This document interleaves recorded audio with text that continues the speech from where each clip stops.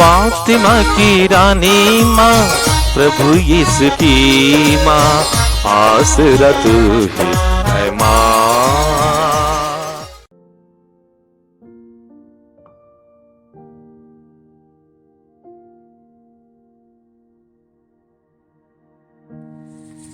पहला पाठ संत पेत्रुस का पहला पत्र, अध्याय 5, पद संख्याएं 1 से 4 तक। आप लोगों में जो पुरोहित हैं, उनसे मेरा एक अनुरोध है। मैं भी पुरोहित हूँ, मसीह के दुख भोग का साक्षी और भविष्य में प्रकट होने वाली महिमा का सहभागी। ईश्वर का जो झुंड आप लोगों को सौंपा गया, उसका चरवाहा बनिए। ईश्वर की इच्छा के अनुसार उसकी देखभाल कीजिए, लाचारी से नहीं बल्कि खुशी से, तुच्छ लाभ के लिए नहीं बल्कि सेवा भाव से, अपने सौंपे हुए लोगों पर अधिकार न जताकर बल्कि झुंड के लिए आदर्श बनकर। और जिस समय प्रधान चरवाहा प्रकट हो जाएगा, आप लोगों को कभी न मुरझाने वाली महिमा की माला पहना दी जाएगी। यह प्रभु की वाणी है। ईश्वर को धन्यवाद। भजन अनुवाक्य। प्रभु मेरा चरवाहा है, मुझे किसी बात की कमी नहीं। प्रभु मेरा चरवाहा है, मुझे किसी बात की कमी नहीं। प्रभु मेरा चरवाहा है, मुझे किसी बात की कमी नहीं। वह मुझे हरे मैदानों में चराता है, वह मुझे विश्राम के लिए जल के निकट ले जाकर मुझ में नवजीवन का संचार करता है। अनुवाक्य। प्रभु मेरा चरवाहा है, मुझे किसी बात की कमी नहीं। प्रभु मेरा चरवाहा है, मुझे किसी बात की कमी नहीं। वह अपने नाम का सच्चा है, वह मुझे धर्म मार्ग पर ले चलता है, चाहे अंधेरी घाटी होकर जाना ही क्यों ना पड़े। मुझे किसी अनिष्ट की आशंका नहीं, क्योंकि तू मेरे साथ रहता है। तेरी लाठी, तेरे डंडे पर मुझे भरोसा है। अनुवाक्य। प्रभु मेरा चरवाहा है, मुझे किसी बात की कमी नहीं। प्रभु मेरा चरवाहा है, मुझे किसी बात की कमी नहीं। तू मेरे शत्रुओं के देखते देखते मेरे लिए खाने की मेज सजाता है। तू मेरे सिर पर तेल का विलेपन करता है, तू मेरा प्याला लबालब भर देता है। अनुवाक्य। प्रभु मेरा चरवाहा है, मुझे किसी बात की कमी नहीं। प्रभु मेरा चरवाहा है, मुझे किसी बात की कमी नहीं। इस प्रकार तेरी भलाई और तेरी कृपा से मैं जीवन भर घिरा रहता हूँ। प्रभु का मंदिर ही मेरा घर है, मैं उसमें अनंत काल तक निवास करूँगा। अनुवाक्य। प्रभु मेरा चरवाहा है, मुझे किसी बात की कमी नहीं। प्रभु मेरा चरवाहा है, मुझे किसी बात की कमी नहीं। जय घोष। Alleluia alleluia. तुम पेत्रुस अर्थात चट्टान हो, और इस चट्टान पर मैं अपनी कलीसिया बनाऊंगा। अधोलोक के फाटक इसके सामने टिक नहीं पाएंगे। अल्लेलुया। प्रभु आप लोगों के साथ हो, और आपकी आत्मा के साथ। संत मत्ती के अनुसार पवित्र सुसमाचार। हे प्रभु तेरी महिमा हो। अध्याय 16 पद संख्याएं 13 से 19 तक। ईसा ने कैसरिया फिलिपी प्रदेश पहुंचकर अपने शिष्यों से पूछा, मानव पुत्र कौन है? इस विषय में लोग क्या कहते हैं? उन्होंने उत्तर दिया, कुछ लोग कहते हैं यूहन्ना बपतिस्ता, कुछ लोग कहते हैं एलियस, और कुछ लोग कहते हैं यिर्मयाह अथवा नबियों में से कोई। इस पर ईसा ने कहा, और तुम क्या कहते हो कि मैं कौन हूँ? सीमोन पेतरुस ने उत्तर दिया, आप मसीह हैं, आप जीवंत ईश्वर के पुत्र हैं। इस पर ईसा ने उससे कहा, सीमोन योनस के पुत्र, तुम धन्य हो, क्योंकि किसी निरे मनुष्य ने नहीं बल्कि मेरे स्वर्गीय पिता ने तुम पर यह प्रकट किया है। मैं तुमसे कहता हूँ कि तुम पेतरुस अर्थात चट्टान हो, और इस चट्टान पर मैं अपनी कलीसिया बनाऊंगा, और अधोलोक के फाटक इसके सामने टिक नहीं पाएंगे। मैं तुम्हें स्वर्गराज्य की कुंजियां प्रदान करूंगा। तुम पृथ्वी पर जिसका निषेध करोगे, स्वर्ग में भी उसका निषेध रहेगा, और पृथ्वी पर जिसकी अनुमति दोगे, स्वर्ग में भी उसकी अनुमति रहेगी। यह प्रभु यीशु का परम पवित्र सुसमाचार। हे क्रिस्त तेरी स्तुति हो। जय यीशु क्रिस्त में प्रिय भाई और बहनों, 22 फरवरी को हम लोग संत पेतरुस के धर्मपीठ का पर्व मनाते हैं। यह किसी सिंहासन या कुर्सी का पर्व नहीं है। यह प्रभु यीशु की पिता ईश्वर और पवित्र आत्मा की मुक्ति योजना का पर्व है, जिसमें संत पेतरुस प्रथम प्रेरित है, यीशु के निकट प्रेरित है, शिष्य है। आज के पहले पाठ में हम लोगों ने सुना कि संत पेतरुस धर्माध्यक्षों के लिए या पुरोहितों के लिए लिखते हैं। उनका कहना है कि मैं भी पुरोहित हूँ, प्रभु यीशु के दुख भोग का साक्षी हूँ, और प्रभु यीशु जो महिमा देने वाला है, उस महिमा का सौभागी बनने वाला हूँ। आगे उनका कहना है कि सभी धर्माध्यक्षों को या पुरोहितों को उनको जो जिम्मा दी है उसके अनुसार काम करना है, अपने विश्वासी गणों की देखभाल करनी है, अच्छे चरवाहे प्रभु यीशु के मनोभाव से उन विश्वासियों की सेवा करनी है, उनकी अगुवाई करनी है। वो किसी स्वार्थता के लिए नहीं, निस्वार्थ होकर, प्रेम से प्रेरित होकर निस्वार्थ सेवा करनी है। और ऐसे करने पर पेतरुस के समान उन अध्यक्षों को भी, उन पुरोहितों को भी अच्छा चरवाहा, भला चरवाहा प्रभु यीशु उनको इनाम देंगे। तो हम लोग पिता ईश्वर को धन्यवाद देते हैं इस मुक्ति योजना के लिए, कैथोलिक चर्च के लिए। प्रभु यीशु ने जो नींव डाली है संत पेतरुस पर, उस चट्टान पर, उसके लिए हम धन्यवाद देते हैं। व्यक्तिगत रूप से जब मैं इसी तरह के धर्म को सब देखता हूँ, पिता ईश्वर को धन्यवाद देता हूँ। पिता ईश्वर ने मुझे ऐसी कृपा दी है कि इस सबसे महान परंपरा में, इस धर्म में जन्म लेने के लिए, विश्वास में आगे बढ़ने के लिए प्रभु ने मुझे बहुत बड़ी कृपा दी है।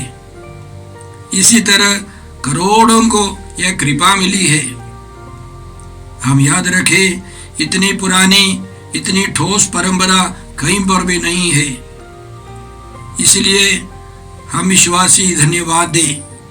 साथ साथ जो अविश्वासी है उनको समझाना, उनको कलीसिया की ओर लाना हमारा फर्ज है। जैसे पेतरुस ने उन पुरोहितों को प्रेरणा दी, उसी तरह हर एक व्यक्ति को संत पेतरुस प्रेरणा देते हैं। हर एक व्यक्ति के अधीन में या संपर्क में या सहकर्मी के रूप में कई लोग हैं। बड़े प्रेम से, सेवा के भाव से उनकी देखभाल करनी है। उनको अच्छे चरवाहे, भले चरवाहे प्रभु यीशु के पास जाना हर एक विश्वासी का कर्तव्य है। तो जब हम लोग इस पर्व को मनाते हैं, संत पेतरुस के धर्म की पीठ का पर्व मनाते हैं, तो हम प्रार्थना करते हैं कि सभी विश्वासी उसी तरह पेतरुस के समान उत्साही चरवाहा बने। आज के सुसमाचार में, मत्ती के सुसमाचार में हमने सुना कि प्रभु यीशु ने अपने शिष्यों को बहुत दूर कैसरी फिलिपी नामक जगह पर ले जाकर एक महत्वपूर्ण सवाल पूछा कि मैं कौन हूँ, इसके विषय में तुम लोग क्या कहते हो। तो संत पेतरुस ने उत्तर दिया, आप मसीह हैं, आप जीवंत ईश्वर के पुत्र हैं। याद रखें, कैसरिया फिलिपी में यहूदी लोग नहीं थे। अधिकांश लोग गैर यहूदी, अविश्वासी और अन्य देवी देवताओं की पूजा करने वाले। बाइबल पंडितों के अनुसार उस इलाके में बहुत बड़ा अंधविश्वास, मूर्ति पूजा सब थी। वहाँ एक बहुत बड़ी गुफा थी, वहाँ मंदिर थे और लोगों ने कई प्रकार की पूजाएं की। और साथ साथ उधर एक मंदिर था, उसमें हर व्यक्ति को रोमी शासक कैसर को ईश्वर का पुत्र मानना था, उसके सामने पूजा करनी थी। ऐसी जगह पर यीशु ने अपने शिष्यों से पूछा, तो यह पेतरुस ने बताया, आप मसीह हैं, आप जीवंत ईश्वर के पुत्र हैं। तो प्रभु यीशु ने बहुत महत्वपूर्ण बातें बताई। सबसे पहले कि पिता ईश्वर ने यह संदेश दिया है, यह समझदारी दी है पेतरुस को। दूसरी बात, यीशु के तरफ से यीशु कहते हैं, तुम चट्टान हो और इस चट्टान पर मैं अपनी कलीसिया का निर्माण करूंगा। और उसके अलावा यीशु बोलते हैं कि अंधकार की शक्तियां इस चट्टान पर, इस कलीसिया पर प्रभावित नहीं होगा। उसके साथ यीशु बोलते हैं, मैं स्वर्ग राज्य की कुंजियां प्रदान करूंगा। स्वर्ग राज्य के रहस्य जो छिपे हैं, जो बंद है, उसको खोलने की शक्ति और सामर्थ्य, कृपा पेतरुस को मिलेगी। तो सबसे पहले हम याद रखें, पेतरुस का स्वभाव नहीं चट्टान, पेतरुस एक चट्टान रूपी कलीसिया पर उसकी नींव है और उस पर बहुत बड़ी कलीसिया का निर्माण होगा। और याद रखें, पेतरुस एक मछुआ था, मछली मारने वाले निपट व्यक्ति, लेकिन पिता ईश्वर ने ऐसे व्यक्ति को चुनकर यीशु का निकट अनुयायी बनाया, सबसे महत्वपूर्ण व्यक्ति कलीसिया के लिए। और उसके अलावा स्वर्ग राज्य के रहस्य संत पापा में निहित है। और साथ साथ हम लोग पढ़ते हैं, हम लोग जानते हैं कि उनको एक कुर्सी दी गई थी। आदिम कलीसिया की परंपरा के अनुसार संत पापा पेतरुस ने अंताकिया में प्रवचन दिया। थियोफिलस नामक गवर्नर के बेटे को जीवन दान दिया और वह विश्वासी बन गया। उसने एक मंदिर बनाया, एक चर्च बनवाया और पेतरुस को बैठकर प्रवचन देने के लिए एक कुर्सी बनाई। शायद वो कुर्सी अब गायब हो गई है, सड़ गई, समाप्त हो गई है। फिर रोम के शासक ने उस जमाने के संत पापा को एक कुर्सी दी थी और वह अभी वर्तमान संत पेतरुस की जो बसलिका है, सेंट पीटर्स बसलिका में, वह एक पीतल के कवच में रखी गई है। बर्नीनी नामक एक महान कलाकार ने, आर्किटेक्ट ने बहुत सुंदर तरीके से उसको सजा कर रखा है। इसमें बहुत सारे प्रतीक है सारे विश्व का, और प्रभु यीशु के पिता ईश्वर और पवित्र आत्मा की भूमिका का सब निशान लगाकर उन्होंने एक सुंदर ढांचा बनाया। तो हम लोग संत पेतरुस के सिंहासन की महिमा नहीं गाते। हम लोग पिता ईश्वर की योजना के लिए पिता ईश्वर को धन्यवाद देते हैं। संत पेतरुस के बाद जितने सारे संत पापा आए वे सब निस्वार्थ सेवा कर अपने विश्वासियों को सिखा करके चले गए। तो यह मानव इतिहास में सबसे महान परंपरा है, सबसे बड़ी परंपरा है, सबसे महत्वपूर्ण परंपरा है। और संत पापा के अधीन में तरह तरह के लोग रहते हैं, तरह तरह की धर्म विधियाँ हैं। वे सब संत पापा को आप कलीसिया के सिर मानकर आगे बढ़ते हैं। तो यह पर्व जो है यह हमारी एकता का पर्व है, हमारी प्रतिष्ठा का पर्व है, इज्जत का पर्व है। हम लोग एक परिवार जैसे रहते हैं। जैसे पिता ईश्वर, प्रभु यीशु और पवित्र आत्मा परम पवित्र त्रित्व है और उनका जीवन, उनके जो तौर तरीका कलीसिया में है और कलीसिया का शीर्ष संत पापा है। हम उनके अधीन रहते हैं। यह बहुत बड़ी कृपा का कारण है, गर्व का कारण है।